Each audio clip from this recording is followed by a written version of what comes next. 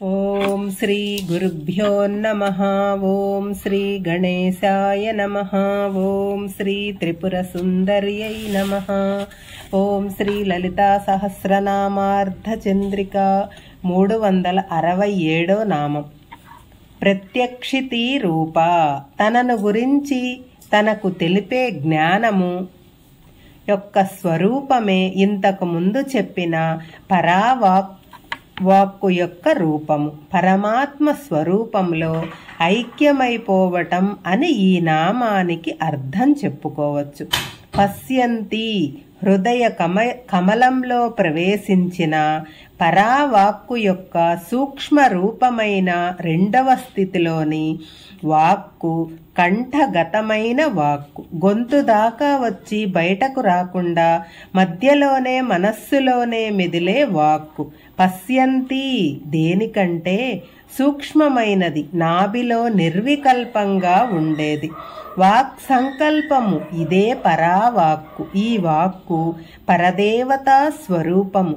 ప్రత్యక్షితి రూపమైన పరావాక్కు పశ్యంతి స్థాయి వరకే పరదేవతా భావాన్ని పొంది ఉంటుంది.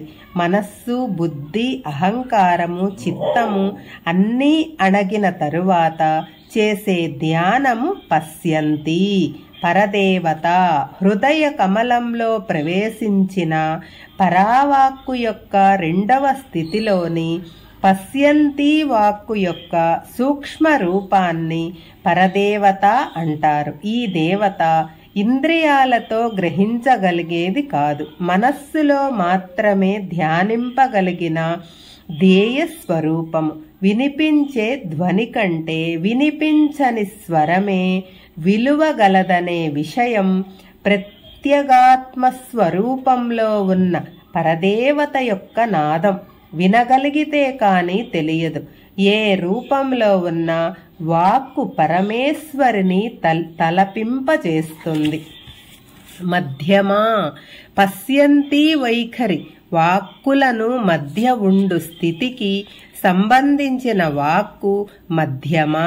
నాభి నుంచి బయలుదేరే వాక్కు లలాట దేశంలో ఉన్న సహస్రార కమలంలో ప్రవేశించి ఆనందామృతాన్ని ఆస్వాదిస్తుంది. ఈ మధ్యలో కంఠము వద్ద గల విశుద్ధి చక్ర స్థానానికి చేరుతుంది.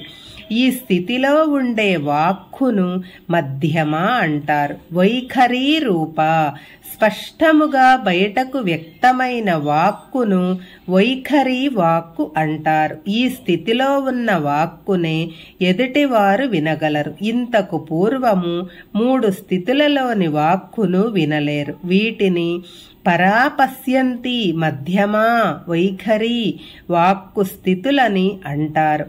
పరాస్థితిని సంకల్పముగాను, పశ్యంతి స్థితిని భావముగాను, మధ్యమా స్థితిని సంకేతముగాను, వైఖరీ స్థితిని ఉచ్చారణగాను చెప్పుకోవచ్చు. వృక్షాలు పరావాక్కును, పక్షులు పశ్యంతి వాక్కును, జంతువులు మధ్యమా వాక్కును వినగలుగుతాయట. వైఖరీ వాక్కు మాత్రమే శ్రోతలు వినగలుగుతారు. భక్తమానస హంసిక, భక్తుల యొక్క మనస్సరస్సులలో ఆడహంసలాగా విహరించునది. అంటే భక్తుల మనస్సులను రంజింపజేయునది.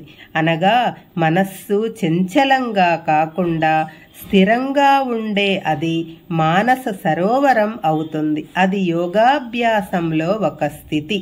కామేశ్వర ప్రాణనాడి శివునికి ప్రాణనాడి వలె ఉండునది. వాగ్విలాసానికి కామవాసనకు సన్నిహితమైన సంబంధము ఉంది. సంశయముతో స్వచ్ఛమైన వాక్కును పలికే సాధువులు పరమహంసలతో సమానము.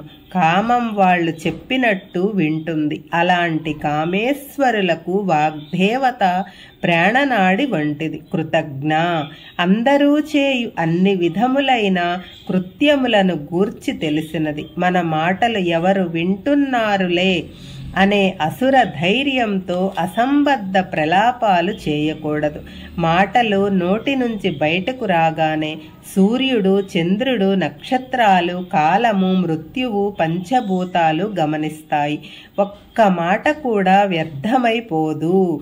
మాట, మంచితనం మనిషితోనే ఉంటుంది. కనుక పరమేశ్వరిని కృతజ్ఞురాలని భావించి ఆమెకు మన కృత్యాలన్నీ తెలుస్తాయి. వాటి ఫలితము కూడా మనకే ముట్టజెపుతుంది.